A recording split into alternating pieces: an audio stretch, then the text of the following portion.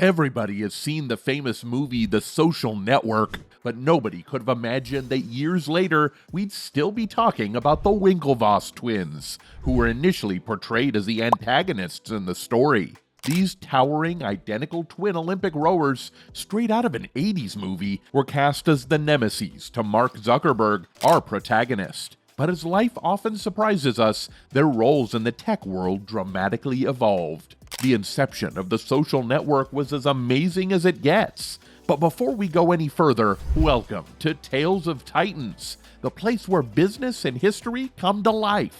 So, let's dive into the unexpected story of the Winklevoss twins. It all started with a late-night email from a Harvard senior claiming his best friend founded Facebook, a platform Ben Mesrick, the writer behind the social network, was familiar with only through the name Mark Zuckerberg.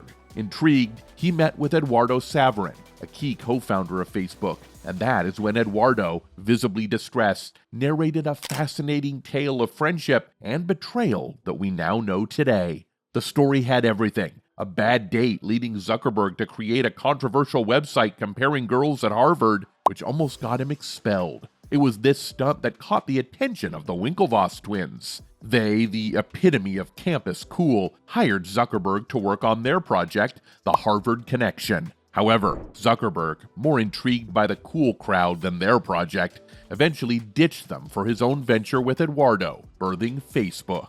Fast forward, and Facebook explodes across college campuses, eventually catching the eye of Sean Parker and ended up joining forces with Zuckerberg, propelling Facebook to greater heights. Meanwhile, Eduardo, feeling sidelined, took drastic measures that led to a legal showdown, changing the course of their friendships and business relationships forever. Oh, and that's when the twins sue Zuckerberg.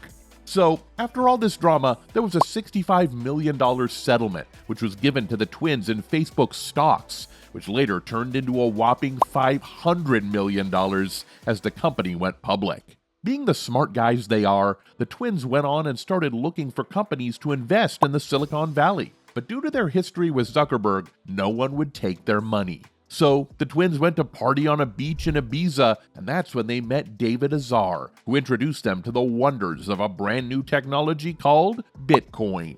It was 2012, and Bitcoin, having launched only 3 years prior, was still a mystery to many, including the twins. As the ocean waves gently lapped the shore, David passionately explained how Bitcoin was a game changer, a digital, decentralized currency free from the clutches of banks and credit card companies. He emphasized its uniqueness. Only 21 million Bitcoins would ever exist, a stark contrast to government-issued currencies prone to inflation. The context was ripe for such an innovation because just a few years earlier, in 2008, banks were bailed out with taxpayer money, highlighting the flaws of centralized financial systems. David then also went on and explained the mysterious origins of Bitcoin, created by the enigmatic Satoshi Nakamoto, who vanished shortly after introducing this groundbreaking concept online. But David wasn't just there to educate. He was seeking investors for BitInstant, a company making Bitcoin transactions easier. Despite BitInstant being run from Charlie Shrem's mom's basement, which didn't exactly inspire confidence, the twins were intrigued. They had studied economics at Harvard and could see Bitcoin's potential, not just as currency, but as a digital gold. Bitcoin, they realized, shared many qualities with gold, such as durability and scarcity, but it was even better in some ways, like being easily divisible and transferable. However, they also understood its risks. Bitcoin's value depended solely on public belief and willingness to buy, and determined to learn more, the twins exchanged contacts with David. Their decision? They first invested a heavy $1.5 million in BitInstant, becoming part owners. Then, they started accumulating Bitcoin through Charlie, initially ordering $100,000 worth, and kept increasing their investment. Before long, they owned about 1% of all Bitcoins, when the value was still under $10 per coin. Little did they know, events unfolding on a distant island were about to skyrocket Bitcoin's value, setting the stage for an extraordinary financial journey.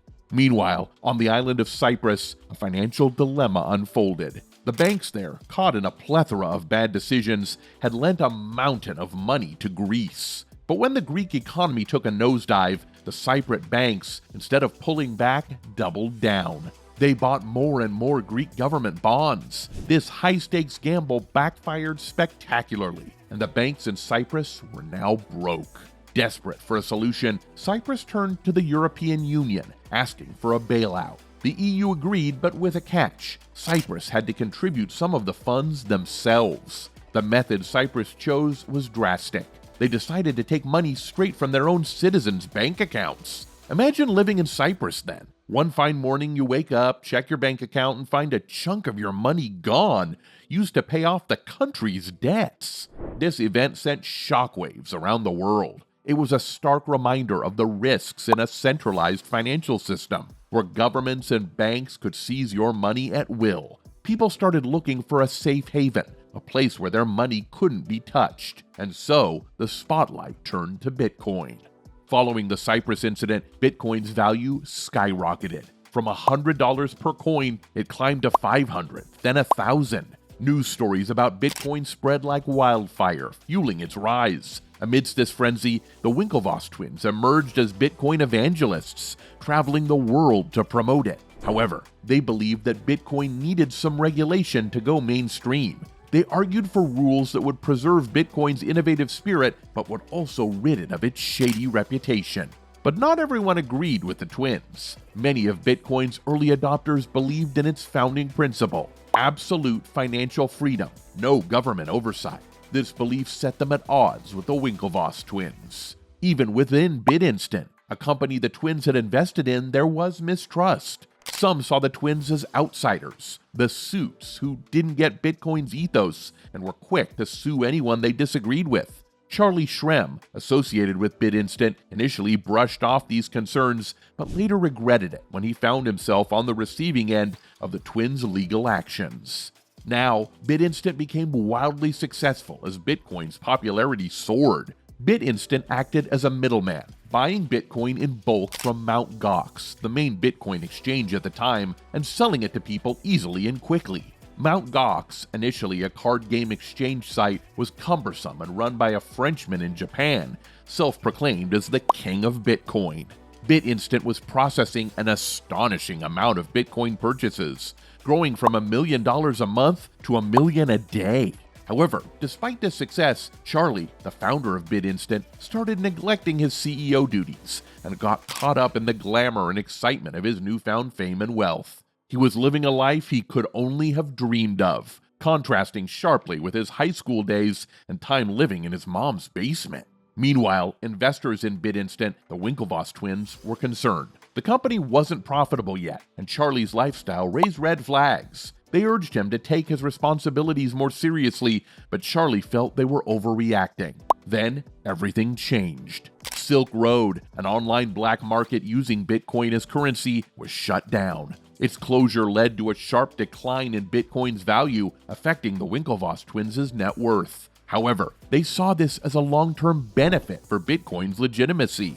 Around the same time, BitInstant faced a critical issue. It lost its license as a legal money transmitter and had to close down. Charlie assured everyone it was a temporary problem, but the twins knew better.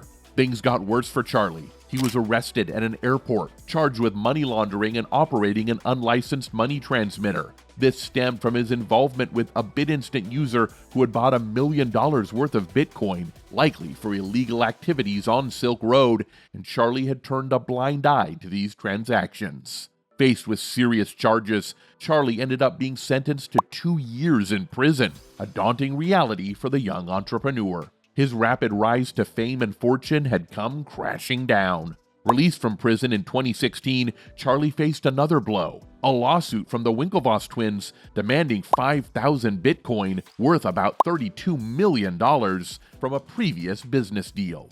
But rewinding back about 2 weeks following the arrest of Charlie, a major event shook the Bitcoin world. The primary Bitcoin exchange, Mt. Gox, suffered a catastrophic blow. Hackers managed to steal 800,000 Bitcoins from customer accounts, leading to its complete collapse. This wasn't just a setback for Mt. Gox, it marked the downfall of BitInstant as well, both of which were crucial platforms for Bitcoin transactions back then. Amidst this chaos, the Winklevoss twins, Cameron and Tyler, recognized an urgent need. They saw that Bitcoin desperately needed new entrepreneurs and secure platforms to regain trust among users. So, they stepped in and established their own cryptocurrency exchange, Gemini. Gemini wasn't just another exchange, it was touted as the most regulated one in the world. Their aim was clear: to introduce a sense of order and reliability in the Bitcoin community. This move wasn't isolated. Other companies like Coinbase, FTX, and Binance also emerged, sharing similar goals. The Winklevoss twins' efforts to mainstream Bitcoin started bearing fruit. They famously claimed they never sold a single Bitcoin, owning about 1% of all Bitcoin in circulation. In a few years, as Bitcoin's value soared, they became the world's first known Bitcoin billionaires. And that's all for today, folks. Hope you enjoyed, and remember to drop your comments down below. Be sure to leave a like and subscribe for more amazing content. And as always, I'll see you in the next one. Peace.